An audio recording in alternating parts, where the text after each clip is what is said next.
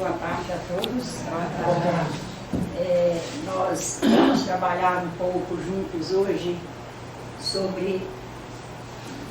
não sobre quem desencarna por suicídio, quem sabe não sobre a questão suicídio em si apenas, mas sobre a construção de um novo olhar por parte de todos nós. Nós já temos condições de construir um novo olhar. Para embasar o nosso momento, nós vamos ler um tópico que está no Evangelho segundo o Espiritismo, está no capítulo 5, e nós vamos ler os tópicos 14, 15 e 16. Trata do suicídio e a loucura.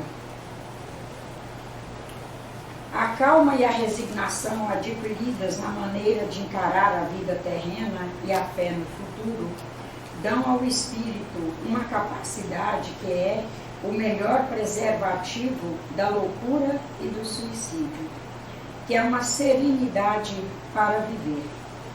Com efeito, a maior parte dos casos de loucura são provocados pelas vicissitudes que o homem não tem forças para suportar. Se, portanto, graças à maneira por que o Espiritismo o ajuda a encarar as coisas da terra, do mundo, ele recebe com indiferença e até mesmo com alegria alguns reveses e as decepções que em outras circunstâncias o levariam ao desespero. É evidente que essa força que o eleva acima dos acontecimentos o preserva a sua razão dos abalos que o poderiam perturbar. O mesmo se dá com o suicídio. Se excetuarmos os que se verificam por força da embriaguez e da loucura, e que podemos chamar de suicídios inconscientes, é certo que, sejam quais forem os motivos particulares, a causa geral é um enorme descontentamento. Ora, aquele que está certo de ser infeliz apenas um dia e de se encontrar melhor nos dias seguintes, facilmente adquire paciência. Ele só se desespera se não vê um termo para os seus sofrimentos. E o que é a vida humana em relação à eternidade, senão bem menos que um dia? Será que não é apenas um instante a vida humana frente à eternidade? Mas aquele que não crê na eternidade, que pensa tudo acabar com a vida terrena, que se deixa abater pelo desgosto e o infortúnio, só vê na morte o fim dos seus pesares, o fim de suas dores. Nada esperando, acha muito natural, muito lógico mesmo, abreviar as suas misérias através do suicídio. A incredulidade, a simples dúvida quanto ao futuro, as ideias materialistas, fruto de uma verdadeira cultura materialista, são os maiores incentivos ao suicídio. Elas produzem a frouxidão moral aqui como defesa da vida. Quando vemos, pois, homens do materialismo científico se apoiarem na autoridade do seu saber, esforçarem-se para provar aos seus ouvintes ou aos seus leitores que nada temos a esperar depois da morte, não os vemos tentando convencê-los de que, se são infelizes, o melhor o que podem fazer é matar-se? Que poderiam dizer para afastá-los dessa ideia? Que compensação poderão oferecer-lhes? Que esperanças poderão propor-lhes? Nada além do nada. De onde é forçoso concluir que, se o nada é o único remédio, se o nada é a coisa a esperar, a única perspectiva possível, mais vale atirar-se logo a ele do que deixar para mais tarde, aumentando assim o seu tempo de sofrimento. A propagação das ideias materialistas é, portanto, o que inocula em muitos a ideia do suicídio. E os que se fazem seus apóstolos assumem uma corresponsabilidade. Com o Espiritismo, a dúvida sendo sanada, modifica-se a visão da vida. O crente no Espiritismo sabe que a vida se prolonga indefinidamente para além do túmulo e em condições sempre inteiramente novas. Daí a paciência e a resignação que muito naturalmente afastam a ideia do suicídio. Daí, numa palavra, a coragem moral para defender o seu capital de vida aqui na Terra. Se alguém quiser ler em casa, está no capítulo 5 e os itens lidos 14, 15 e 16. Primeiro, é importante nós esclarecermos, até pelo título, amor também para com os que desencarnam vitimados pelo suicídio, deixar bem claro que não somos a favor do suicídio. Como não somos a favor, já viemos trabalhando nas 3 semanas anteriores, não somos a favor de nenhuma prática que seja para encurtamento da vida. Não somos a favor da eutanásia, não somos a favor do aborto, não somos a favor do suicídio assistido, que é uma pessoa desenganada, afinal, doente, terminal, e favorecer a ela recursos para ela se matar ali nos seus dias finais, porque está desenganada e etc. Não somos a favor. O que nós estamos aqui hoje para trabalhar juntos é dentro da orientação dos espíritos de que o amor deve ser aplicável a absolutamente todos, porque Deus trata a todos igualmente. Permite a todos o livre-arbítrio e vai acolher a todos igualmente, instante a instante.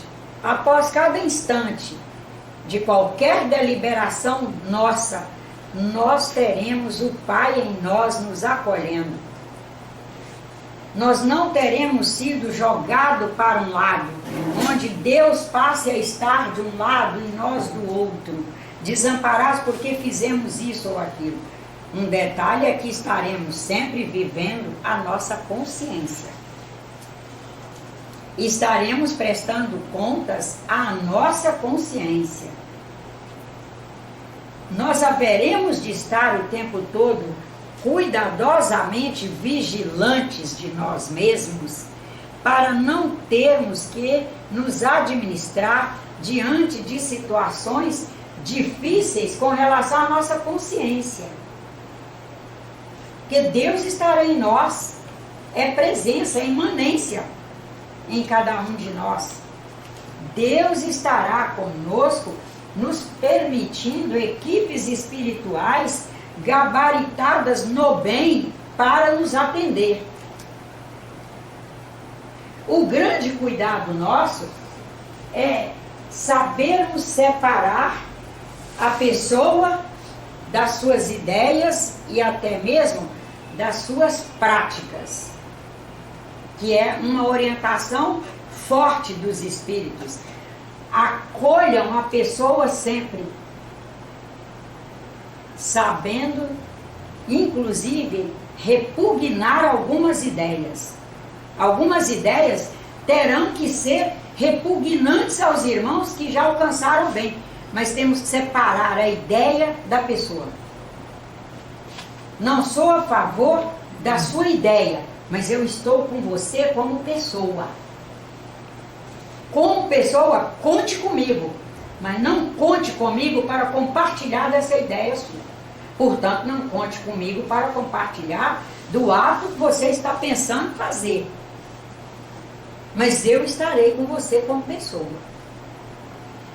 nesse movimento de acolher a pessoa e saber, inclusive, rejeitar suas ideias, quando elas não forem favoráveis, elas não estiverem em consonância com a vida, que é essa coisa maravilhosa que Deus nos concede, com essa harmonia de viver, nós estaremos fazendo hoje uma revisão, por que é que quando uma pessoa desencarna por qualquer coisa, ela recebe o nome de desencarnado. Desencarnou por câncer, desencarnou por tuberculose, desencarnou por falta de juízo. Por que que o suicida nós passamos a batizá-lo de suicida?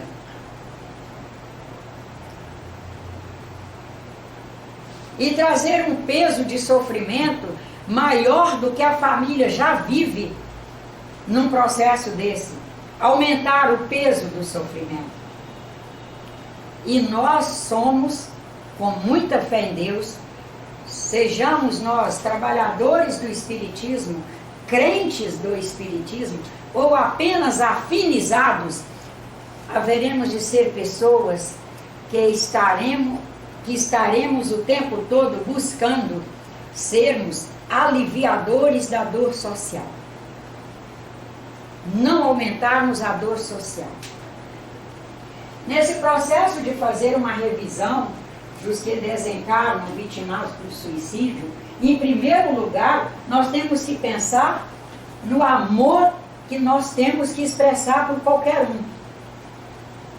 Assim como temos que expressar pelo planeta, pelas minhocas, pelas lagartixas, pelas árvores, amor pela água, nós temos que expressar amor para com tudo e para com todos, e que esse amor, que o amor envolve um conjunto de valores que não daria aqui, tanto pusemos reticências, porque nós não teríamos como enumerar todos os valores morais que estão envolvidos, são inclusos no ato de amar. Mas nós colocamos aqui solidariedade, fraternidade, compaixão e, sobretudo, respeito, porque ainda falta, numa cultura geral da humanidade, respeito para com aquele que chegou ao momento do suicídio e o cometeu. Nós podemos dar um balanço aí nos processos que, assim, eu espero que os senhores não tenham tido que administrar nos meios entre amigos, colegas de trabalho, vizinhos, etc.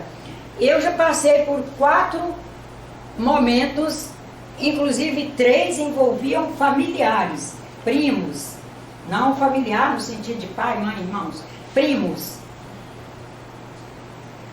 Todos eles, pessoas muito boas. E até uma coisa para a gente pasmar, muito inteligentes. Acima da média. Tudo isso para a gente ir se tocando das questões que nós, enquanto humanidade, temos que estarmos mentalizando, orando, vibrando e trabalhando em prol da constituição de uma cultura humana que acolha a todos, dos excepcionais para menos, passando por nós aí numa faixa normalzinha, aos excepcionais para mais. As estatísticas estão nos mostrando que o suicídio cresceu muito e cresceu muito entre os excepcionais para mais.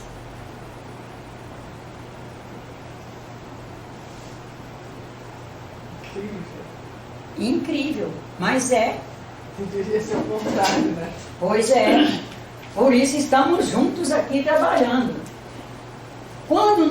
Se nós fizermos uma revisão profunda sobre como é tratado aquela pessoa que vai a óbito por suicídio como é tratado pelos espíritas, somos uma casa que nós temos que trabalhar, é a nossa cultura espírita.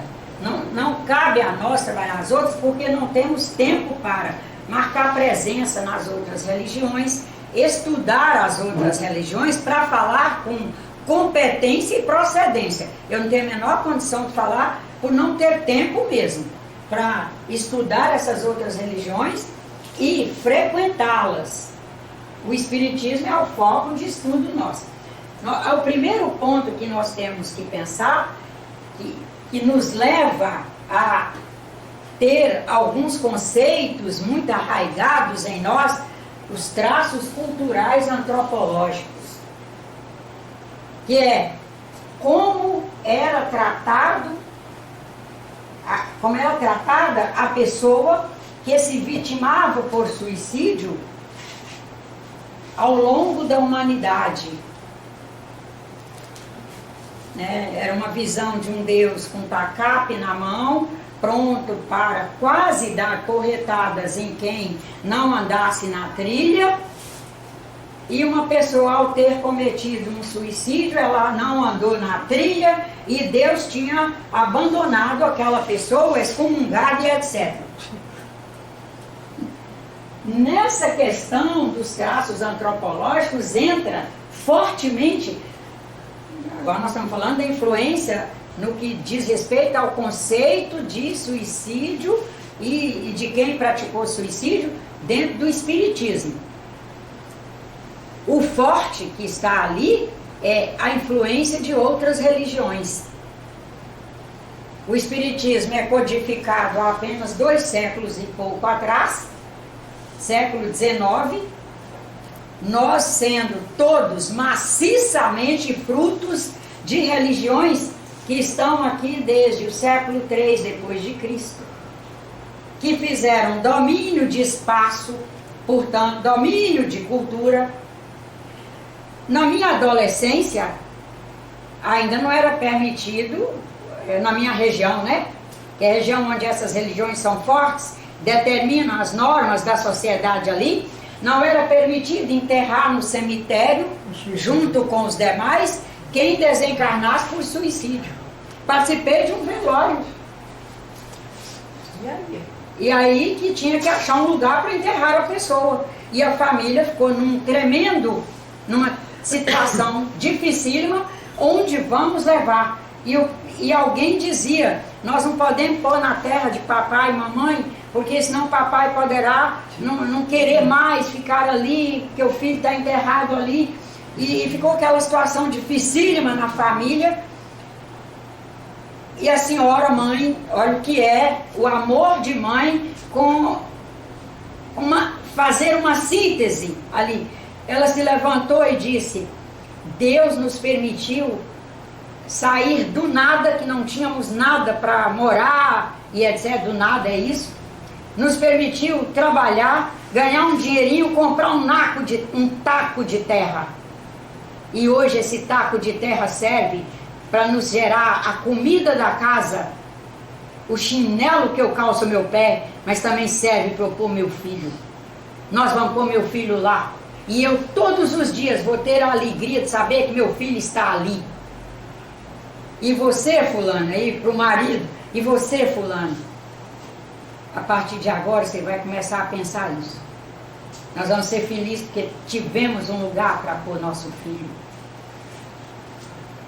Esses traços de outras religiões nos acompanham para dentro do centro espírita. Assim como acompanhou as pessoas que trabalharam a obra da codificação. O Evangelho tem essa lição belíssima, o Evangelho segundo o Espiritismo. No livro dos Espíritos já é pesada a conceituação sobre o suicídio, quem cometeu o suicídio, já é pesado. Você vê o que é quando as coisas estão se constituindo, porque quando o espírito se manifesta, ele se utiliza do arcabouço cultural, linguístico, filosófico do médium, e o médium, 50%, segundo eles, do que é possível transcrever para uma página de livro ou fazer uma psicofonia, que é falar, 50% ali é do médium, é do arcabouço cultural, linguístico, social, afetivo, filosófico do médium. Nisso é que nossas obras espíritas, na mesma obra da codificação, nós temos 2 pilares. Com 10 anos de diferença. Com 10 anos, menos de 10 anos de diferença entre um e outro.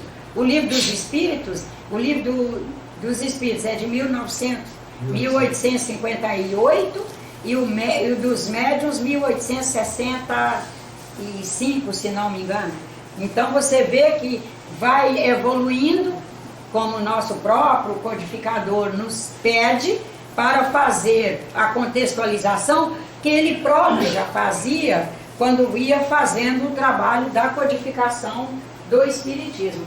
Mas nós temos também, mais grave, uma coisa grave também nós temos livros que se dizem espíritas, romances. Vem escrito, romance mediúnico espírita e tal, escritos por pessoas não espíritas, que naquele momento elas se dizem espíritas, mas não são estudiosas do espiritismo. Não se debruçaram sobre a obra da codificação, esse cunho social, consolador e confortador da doutrina dos espíritos. Daí essa pessoa vai com um arcabouço antropológico, cultural, social, filosófico de outras religiões, sentam, escrevem, fazem lá seu pacote de rascunho, paga para uma editora editar. O conteúdo está seguindo a proposta da doutrina dos espíritos, não, porque a pessoa também não segue.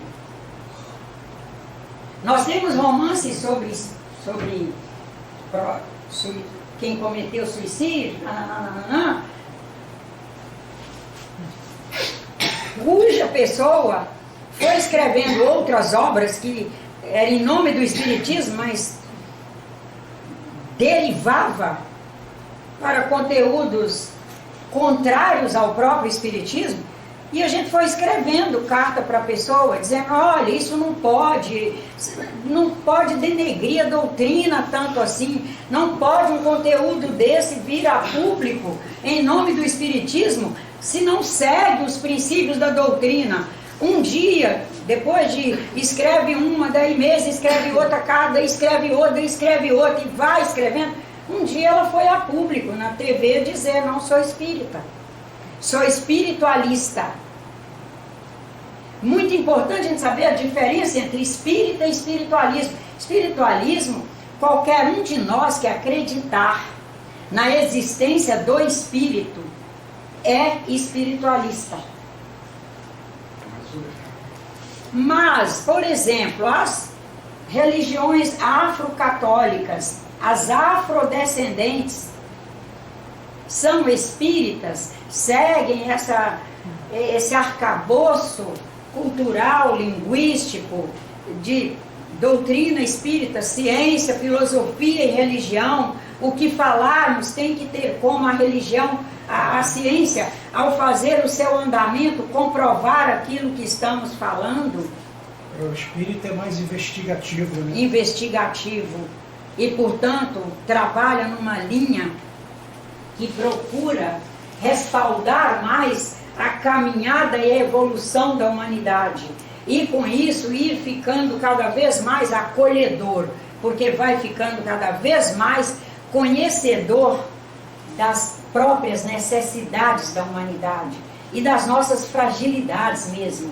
E também conhecedor de nossas fortalezas, que nós nos administramos o tempo todo entre o que ainda nos falta para sermos mais fortes naqueles quesitos e o que nós já conseguimos alcançar um pouco, que nos ajuda a criar sustentabilidade não só para administrar naquilo que ainda não alcançamos tanto, mas sustentabilidade até para nos unir a todos e conseguirmos fazer níveis de encontro através de empatia mesmo.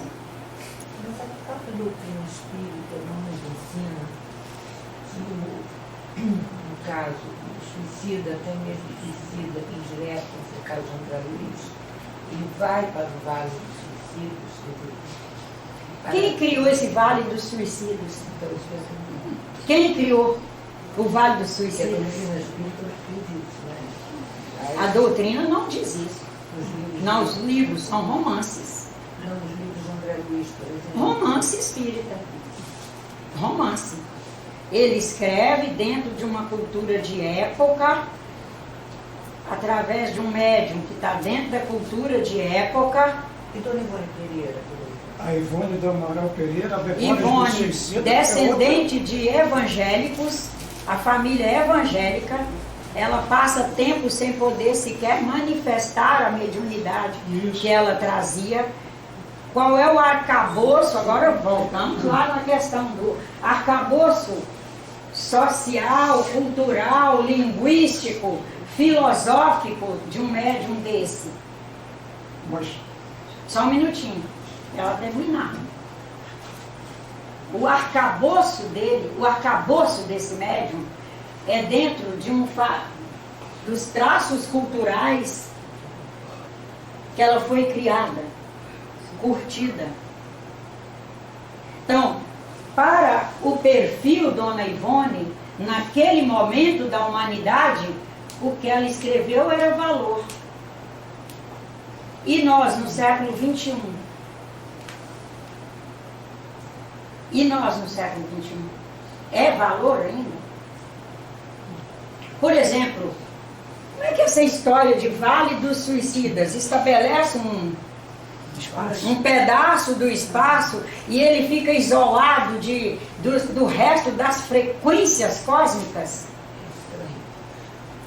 As frequências cósmicas. Nós temos que nos ver, nós temos que saber que existe um cosmos, nós somos partículas cósmicas, um cosmos aberto. Ninguém fecha. Por exemplo, precisamos de uma casa para nos reunir, certo? Compramos um pedaço de terra e construiu paredes e cercou aqui. Essa construção é eterna? Ela não é cósmica. A gente fechou por uma questão, precisamos de um lugar que nos proteja do sol, da chuva, que feche à noite para termos nossos pertences aí, banco limpo para chegar no dia seguinte, poder acolher todo mundo, etc, etc. É do tempo. E o cosmos? Da eternidade. Como partículas, somos da eternidade. Tanto que não só o Espiritismo, como outras religiões, trabalham o sentido do espírito. Elas podem até não adotar a palavra espírito. Deus me livre, espírito não. Eu digo, mas e aí, quando você me pede para orar para Jesus nos ajudar, para você, inclusive, passar bem nessa cirurgia, você está me pedindo para orar para quem? Porque Jesus já desencarnou há 1989 anos atrás. Você está me pedindo, afinal, para orar para quem? Eu estou orando implorando, rogando o Espírito Jesus Cristo para nos iluminar os médicos que vão fazer a cirurgia amanhã em você. É Espírito. Não adianta discutir com a senhora. E é nisso que nós precisamos chegar. Quando nós estamos muito reféns dos romances, que são obras de chamamento, elas são obras maravilhosas, porque muitas são as pessoas sensibilizadas por um romance que leu, com a mediunidade que traz, sentiu que deveria procurar uma casa espírita para estudar, para melhorar toda a sua desenvoltura aqui na terra e etc. Como obra de chamamento, ela é maravilhosa. Como obra de efeito, é maravilhosa. Mas não é obra de causa. Nós temos que ali encontrar o que é causa e o que é efeito. E como nosso grande mestre Jesus Cristo nos disse, separar o joio do trigo. Quando nós vamos separando o joio do trigo, nós estamos dizendo do nosso dever de contextualizar o Espiritismo, trazer para a atualidade.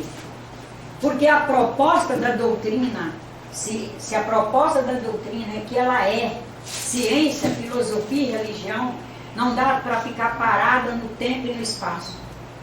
O que nós pensávamos ontem, nós podemos concluir hoje. Não dá para eu continuar nessa linha de pensamento. Olha, isso que eu li, mais isso que eu aprendi, mais trabalhar com aquela moça que tem menos da metade da minha idade, ela me trouxe alguma coisa assim de inovação. E aí você revisa tudo o que você pensava, toda a sua maneira de fazer a sua caminhada e faz um instante novo. E a proposta do Espiritismo é essa, porque a proposta da doutrina dos Espíritos, e o Espiritismo é o movimento da doutrina em nossas mãos, a proposta da doutrina é para ela se manter consoladora, confortadora, para ela se manter social, ela tem que acompanhar a marcha da humanidade. E a marcha da humanidade já nos permitiu ver que Deus separaria todos os mais necessitados, formando um tacho num vale. Botou até o nome vale, né? O que é um vale?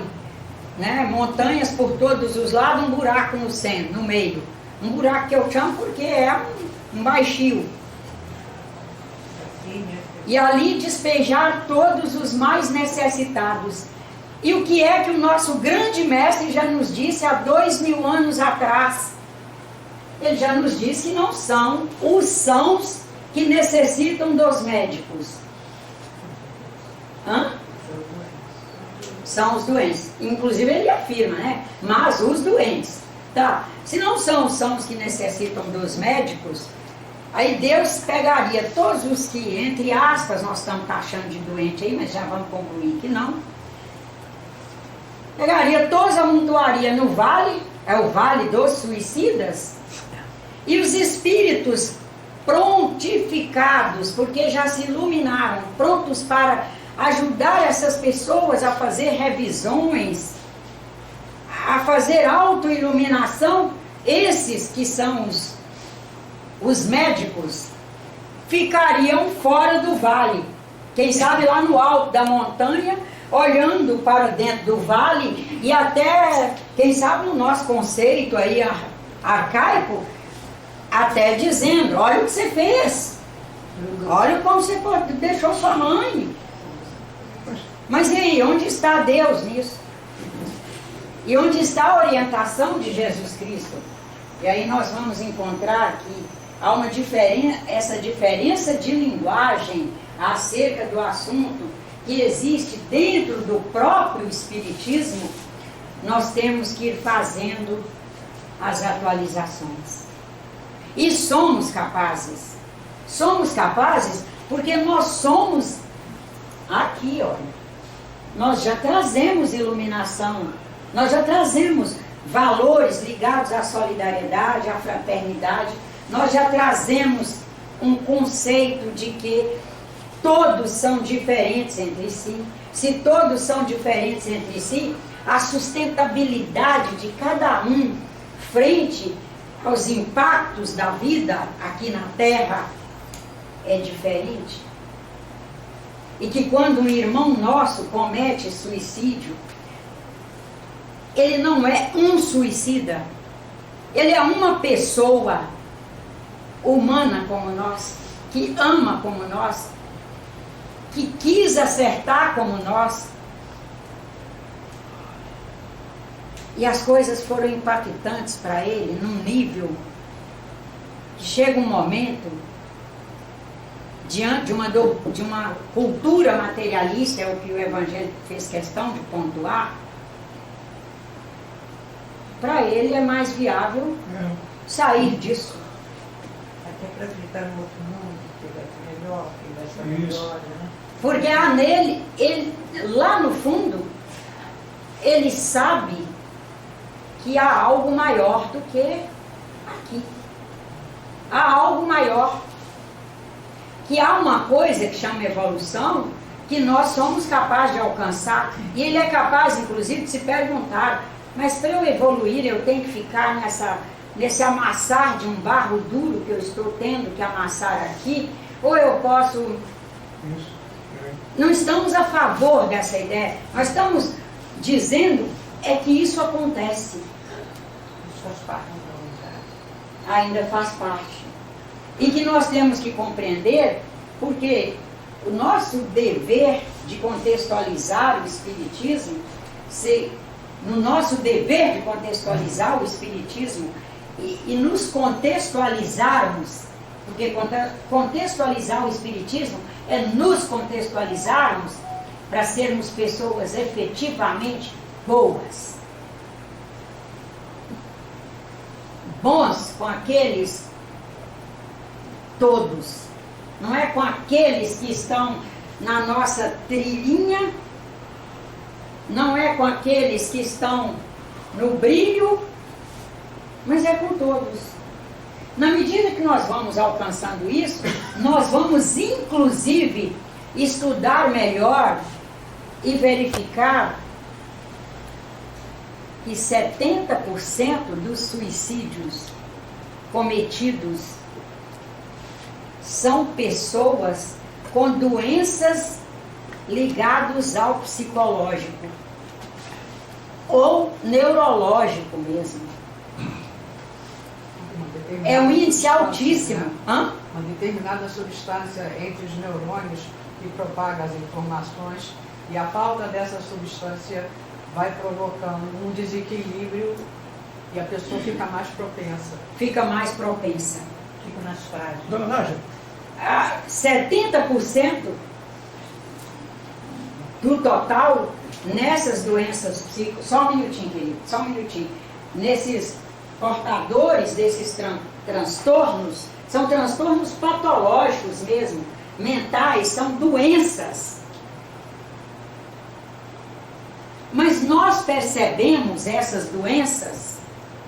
Nós percebemos essas doenças? não, só oculta, né? Um número muito grande desses doentes, nós não nos damos conta.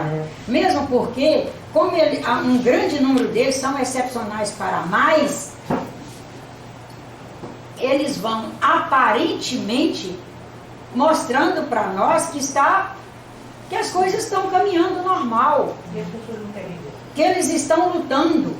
Não é que a gente não queira ver, a gente não tem mesmo Os sinais, um né? afetivo, um cognitivo, uma desenvoltura social para ver. Porque imagina se nós, como mães, não gostaríamos de ver que nosso filho está sofrendo profundamente. Gostaríamos. A gente fala que as pessoas não querem ver, mas lá no fundo gostaria. Mas nós temos que saber que nós também temos nossas, vamos dizer, precariedades. Não é precariedade no sentido ruim não, tá, gente? Precário é aquilo que falta. Falta a mim condições de enxergar. A coisa está ali evidente. Nesses suicídios que acontecem, depois que acontece, que a família inteira se volta a refletir, meditar sobre os últimos tempos daquela pessoa, eles vão conseguindo descrever sinais e sintomas. Mas na hora que estava ali, às vezes é um marido que suicida, a mãe estava trabalhando fora, cuidando do filho, sem a secretária, leva para a creche de manhã, vai para o trabalho, volta, busca do trabalho, traz comida e roupa, e a fralda, e não sei o quê. Nesse movimento todo, sobra espaço para ela fazer foco naquela pessoa. E um outro detalhe, quais são as doenças que nós temos diagnosticáveis. Diagnosticáveis. Que quando elas não são ligadas a micro-organismos, graças a Deus nisso a gente já andou bastante, a humanidade já andou bastante, já consegue detectar micro-organismos muito pequenos, os vírus. Nós já conseguimos detectar as bactérias que são maiores que os vírus. Presença de metais, minerais nocivos, já conseguimos detectar. Mas, e o que está na faixa? Porque vocês são níveis de realidade. Níveis de realidade. Nível de realidade de vírus, vamos por aqui, de vírus para mais, a gente já detecta, certo? Agora vamos pensar no para menos, em matéria de tamanho, nível de realidade mesmo. Está no sutil, está no campo da pessoa. Gerando uma tensão, né? Gerando tensões. A doença já existe, ela está instalada. Mas nós temos como diagnosticar? Não, está num nível de realidade que nós ainda não desenvolvemos instrumentos. Hoje, das pessoas que frequentam os médicos, um número enorme de queixas é que ela gostaria que o médico conseguisse diagnosticar questões nela que estão aqui, para trás, estão para menos, estão num nível de realidade que ele não tem como diagnosticar. E ainda existe uma coisa que chama doutrina médica, que ele tem que estar dentro daqueles parâmetros, sob pena de sofrer penalizações do próprio Conselho de Medicina, de nós mesmos e etc. Mas tem algumas doenças, por exemplo, bipolar, né? A ciência já consegue detectar. Por que consegue? Porque já conseguimos medir o lítio, o cálcio, o magnésio, o potássio no sangue da pessoa. Papai era bipolar. Nós vivemos com papai até eu ficar adulta. Eu sou a sexta nos nascimentos. Né? No Vale de Jequitinhonha, em 50, de 10 sobravam 3, 4. Lá em casa, de 10 sobraram 4. Eu sou a sexta e sou a terceira dos que sobreviveram e ficaram adultos, tá? Eu fiquei adulta sem ser diagnosticado. Diagnosticou, eu já era adulta. Foi quando surgiram instrumentos e instruções que permitiram a qualificação de profissionais. Aí sim, papai precisa fazer suplementação de lítio sob um rigoroso controle médico, porque também o lítio ele traz efeitos colaterais, nos mais, noutros menos, são efeitos colaterais desastrosos, mas num caso desse você tem que ir ali com acompanhamento médico, você ali seguindo assim, caminhar na ponta de uma agulha, para manter aquela pessoa mais ou menos sob controle, para ele não ter os surtos lá estratosféricos para mais ou para menos, porque ou é para mais ou vai para a cama e se joga de não querer escovar os dentes, não querer comer, não querer beber água, não querer tomar banho e não quer nada. E era diagnosticado? Não. E se ele cometesse um suicídio nesse período aí, nós espíritas íamos estar colocando ele no vale dos suicidas. E aí?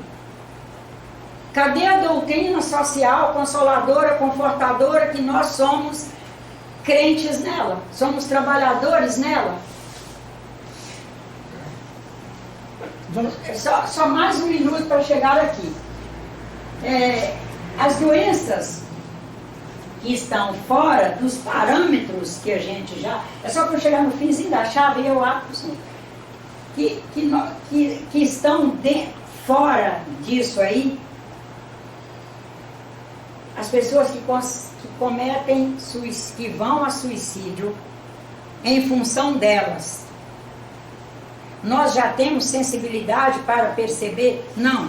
não teve um diagnóstico de doença, porque nós ainda, enquanto humanidade, não conseguimos desenvolver essa sensibilidade para desenvolver os instrumentos, que você desenvolve instrumento de acordo com uma sensibilização, que daí começa a gente pensar, e vai para o laboratório e começa a estudar aquilo.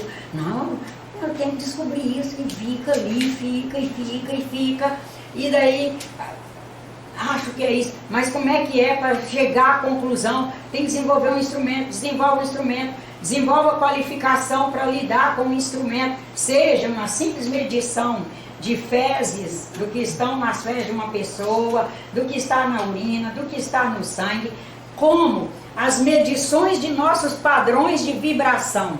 Nós já desenvolvemos? Falta muito, né? Não falta muito. Eu diria que não falta muito. Não falta muito, mas falta. Uma pessoa olhar para mim e ver as possibilidades que eu tenho, por exemplo, de produzir, suponhamos um surto, pela vibração. Falta de quê, Viana? Pela vibração. Isto e mais alguma coisa que falta nela ainda. Como nós não temos isso, a maioria das pessoas que cometem suicídios, nós os classificamos como cometer um suicídio por doença. Aí nós jogamos todos no vale do suicida. Mas, Que ele não deveria nem ser chamado de suicida. É uma pessoa que cometeu suicídio. é, Como quando nós fabricamos um câncer, ninguém fica depois dizendo: ah, morreu a cancerosa.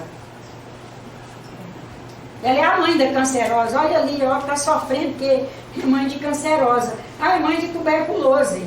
Está sofrendo porque morreu o tuberculoso dela. Olha onde nós estamos. Por quê? E aí a nossa pergunta aqui. Condenamos com a mesma severidade, condenamos com a mesma severidade nossos irmãos que desencarnam vitimados por outras patologias? Por que condenamos ao martírio, inclusive os familiares dos que desencarnaram por suicídio, se a doutrina espírita é social, consoladora, confortadora e, para completar, é evolucionista? Quando essa pessoa cometeu um suicídio e vive o instante do suicídio, e esse espírito tem, graças a Deus, o atendimento que o permite passar umas horas, uns dias, vai ser de acordo com o possível dele, a necessidade dele, numa certa dormência, e vai despertar No e hospital. vai ver que e não vai existe, se dar ciência, que não existe morte.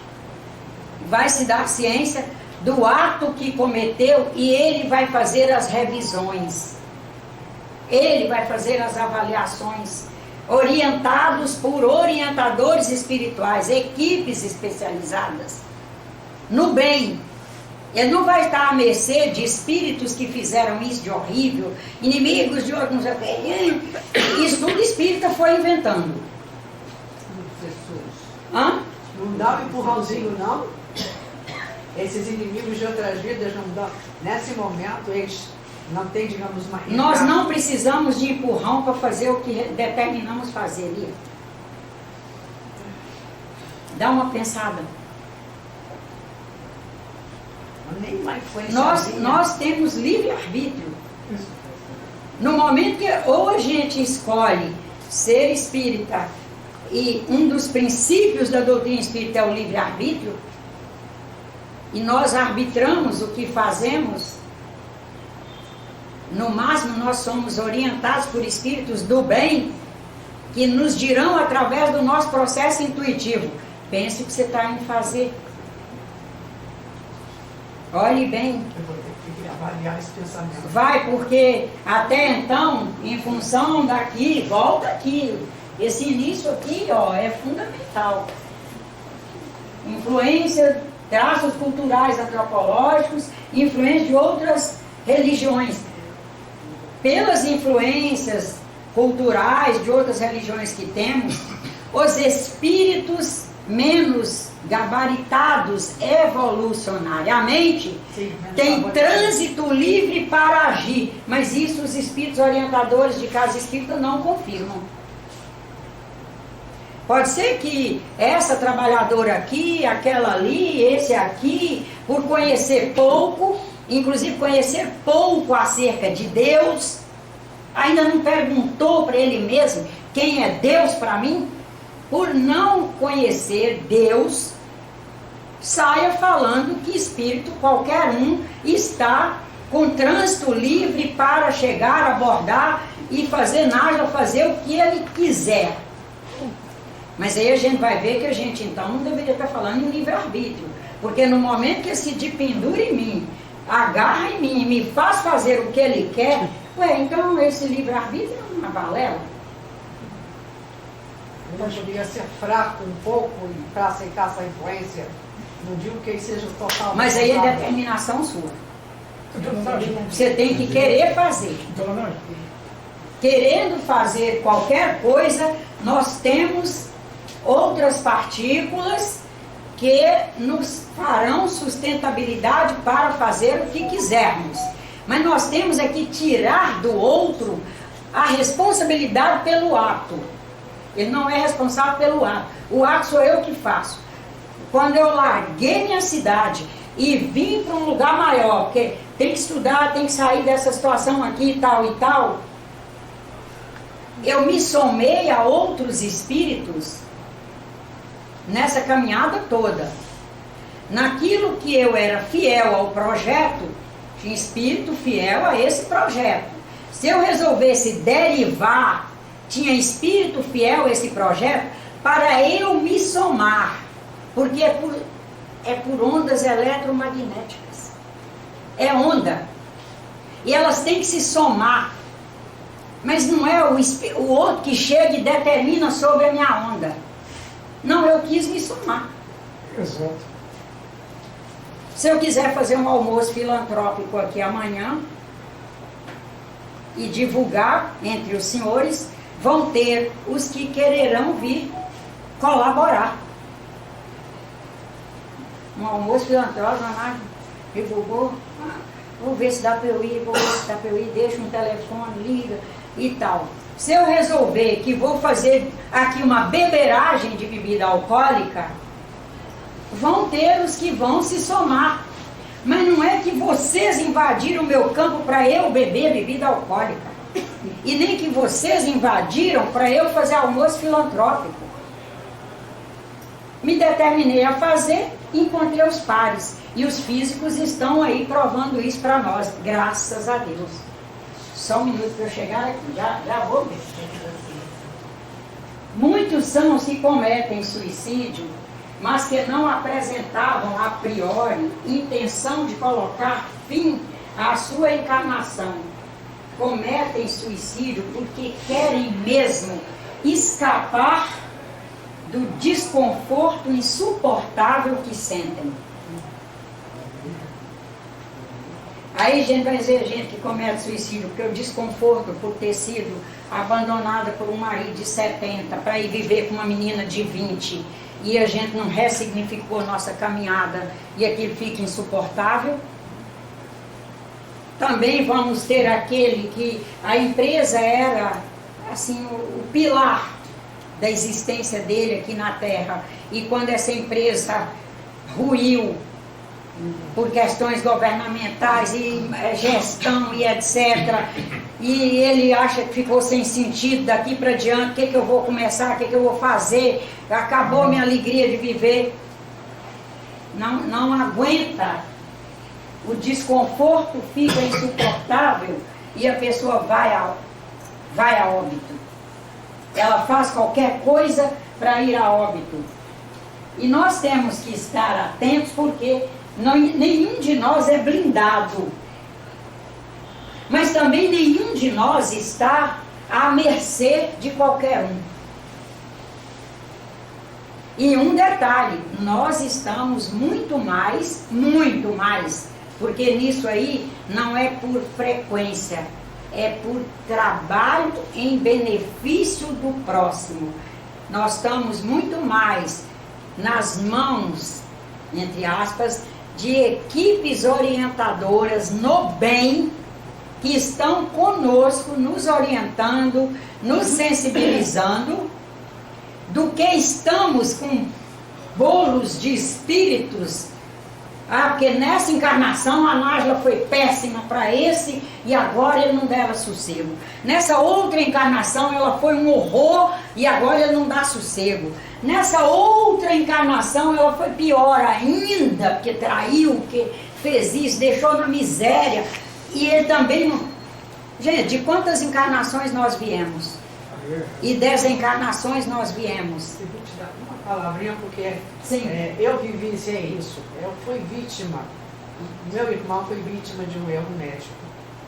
E eu consegui colocá-lo nas mãos de um outro profissional com mais responsabilidade. E uma pessoa mal administrada no campo da doença mental, ela pode ser levada a uma situação de suicídio. Pode. Em função da má administração. Pode. Que não são remédios, são drogas, né? Essas drogas. E eu, infelizmente, eu tive uma amiga que o filho, pela má administração das drogas, ele foi ao suicídio. Eu tive a sorte de ter um profissional que conduziu bem o meu irmão. Até desencarnar num processo natural. Exatamente. Então isso aí é uma... Olha aí o que é o seu relato, é para corroborar com o que nós estamos trabalhando. Aí esse rapaz da sua amiga, que foi a suicídio por uma má gestão da situação patológica dele, ele é jogado no Vale dos Suicidas? Não é justo. Não é justo. Como André Luiz... Aí nós temos que perguntar sobre o que pensamos de Deus. Não, o suicídio, não o suicídio, que ele foi se suicidando aos poucos pela comida, pela bebida, né? Você vê que ele morre, porque teve uma doença, alguma coisa, era médico, não teve uma doença, alguma coisa. Aí ele acorda no Vale do Suicídio, ele não estava entendendo nada. Naquela época, a linguagem era Vale do Suicida. O André Luiz escrevendo hoje, no século XXI, o que ele diria? Acordei no vale da minha consciência. É a consciência. É a consciência.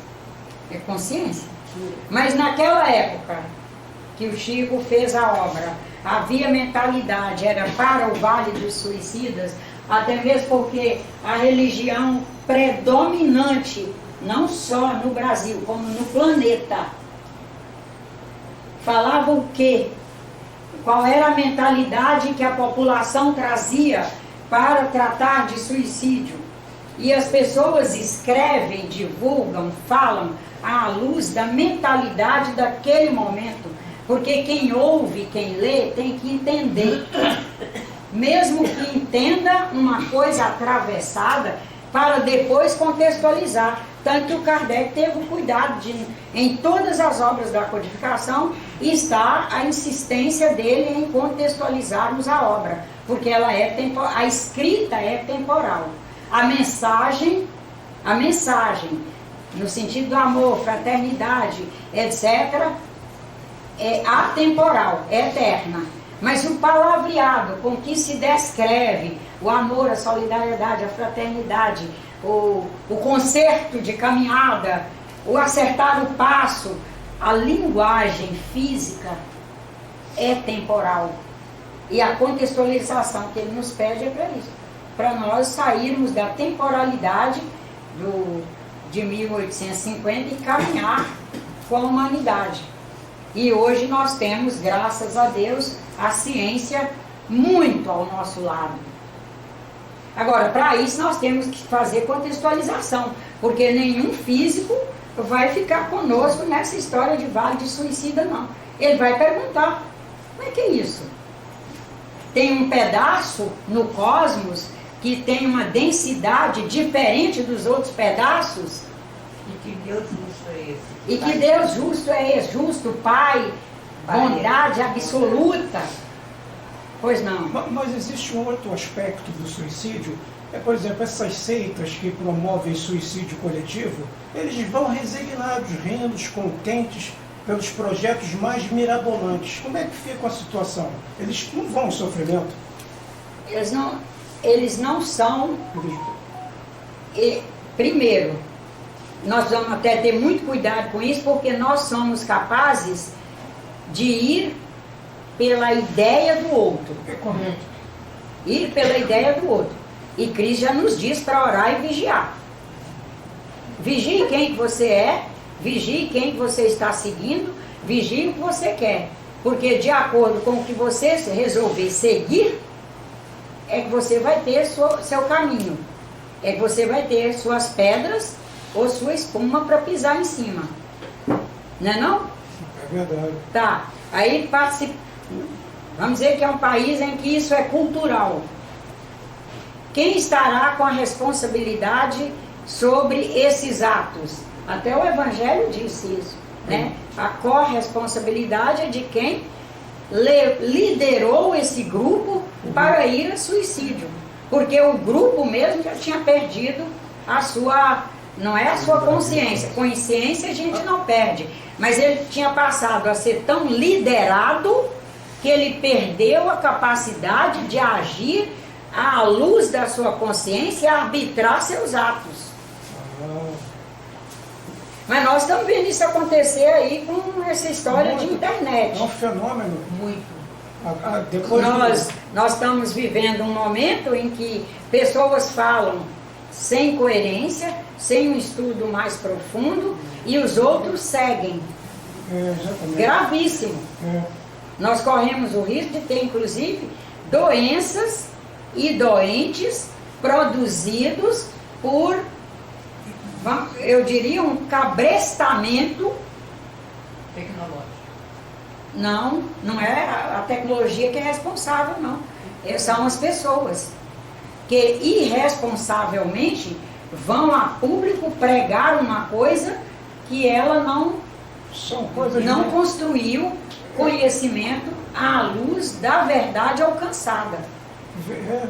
Por exemplo, vou dar exemplo dentro da minha profissão.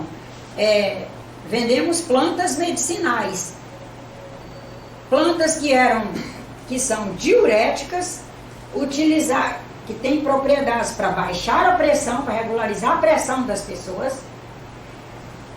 Como água é uma coisa pesada, ela é mais pesada que gordura, aí essa pessoa que está acima do peso, está insatisfeita, quer ficar com o corpo que tinha uns anos atrás, ouve fulano, mais beltrano, mais cicrano, dizer que essa planta é boa para isso, enfileiram-se para comprar, compram, e aí ela está perdendo a água do organismo, está levando a sua pressão, que às vezes já é baixa, para mais baixa,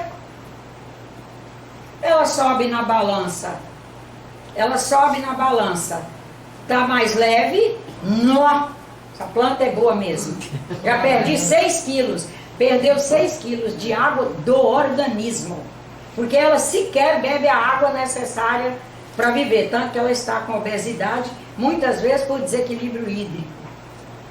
A bomba eletroquímica dela, está em descompasso, porque falta um elemento essencial que chama água. E daí ela vai ter o dano depois. Se ela for a óbito numa dessa, porque continuou fazendo aquilo, ela vai para o Vale dos Suicidas? Não. Porque foi um suicídio. Ela própria bebeu aquilo. Como nós temos hoje hábitos alimentares que levam pessoas a desencarnar antes da hora, fazer encurtamento de capital de vida. Essa pessoa também vai para o Vale dos Suicidas? Foi o caso do André Luiz, não, para responder que foi o caso do André Luiz. É o caso do André Luiz. Que nem ele entendia. E eu só vim entender hoje, depois de ler a obra dele. Nossa consciência, toda a consciência, a gente desencarnou, faz O CVV, a senhora acha um modelo? É uma instituição? Eu não conheço, não posso falar. Centro de valorização da vida, Não, se bem trabalhado, é maravilhoso. as pessoas de todos os credos religiosos que ficam atendendo o telefone das pessoas, Se elas estão bem qualificadas para atender bem, é maravilhoso. Qualquer ajuda vale. É, com qualidade.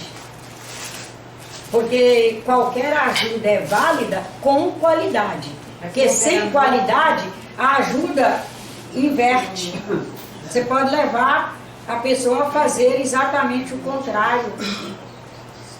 é porque eles são bem elogiados, bem... Graças a Deus. Mas estou dizendo assim, o senhor falou de modelo. E eu estou mostrando o que é esse conceito de modelo. Não é o modelo, é o padrão que vale. não? Porque eu posso abrir uma instituição me espelhando no modelo do Centro de Valorização da Vida, não buscar alcançar o padrão, inclusive de orientação das pessoas, de qualificação delas, de uma boa supervisão no trabalho, e daí ter pegado o modelo deles não significa que eu vá conseguir repetir o resultado, porque repetição não gera igualdade. Cada um é um. Entendeu? Eu posso pegar o modelo e querer repetir, mas o que vai fazer padrão de qualidade é todos os dias procurar aprimorar, ler bem o perfil das pessoas que se voluntariam, qual é o perfil, inclusive, filosófico delas. Não pode estar entre vale do suicídio e o céu, o inferno e o umbral, e o purgatório.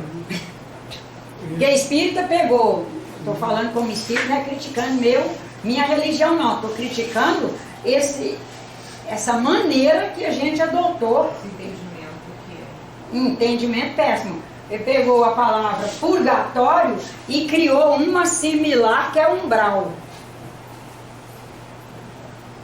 E aí, pendurado no gancho do umbral, criou o Vale do Suicida.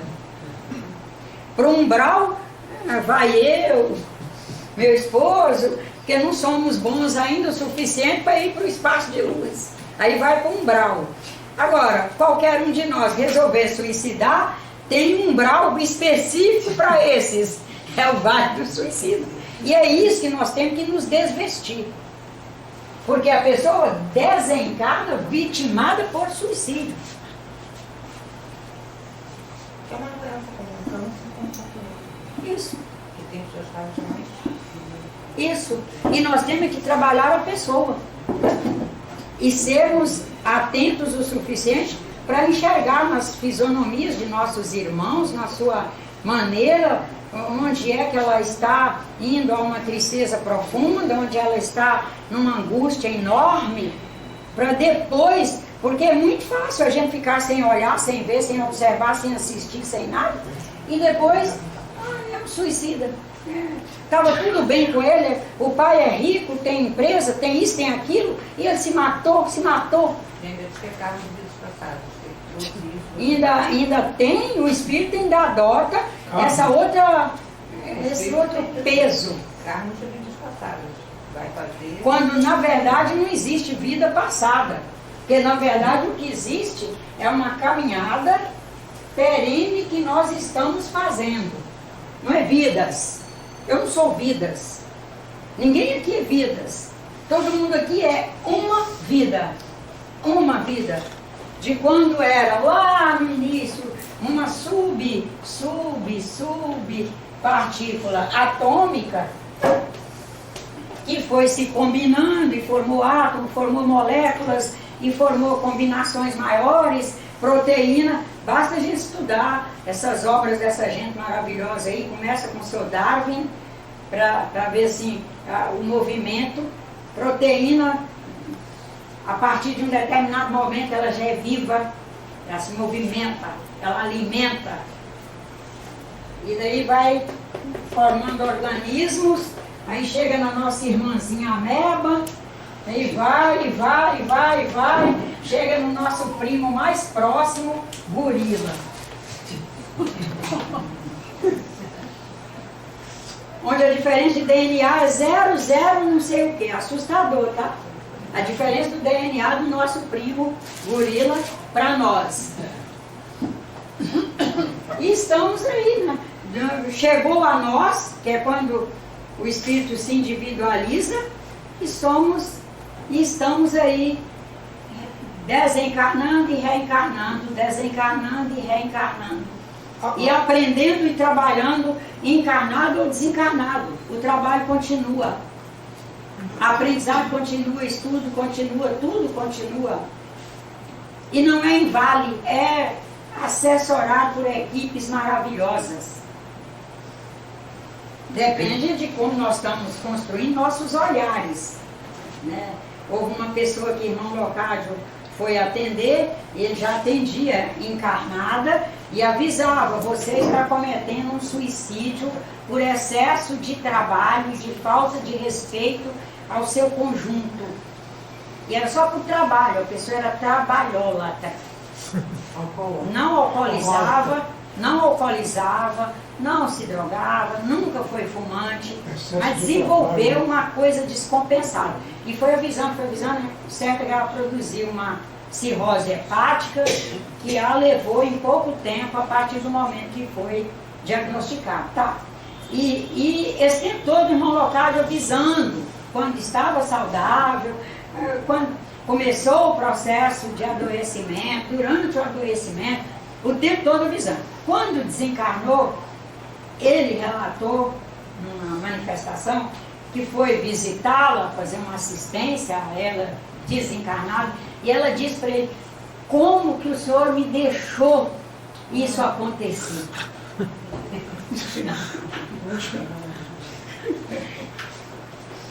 Que nós sejamos pessoas que não passemos por isso. Exatamente.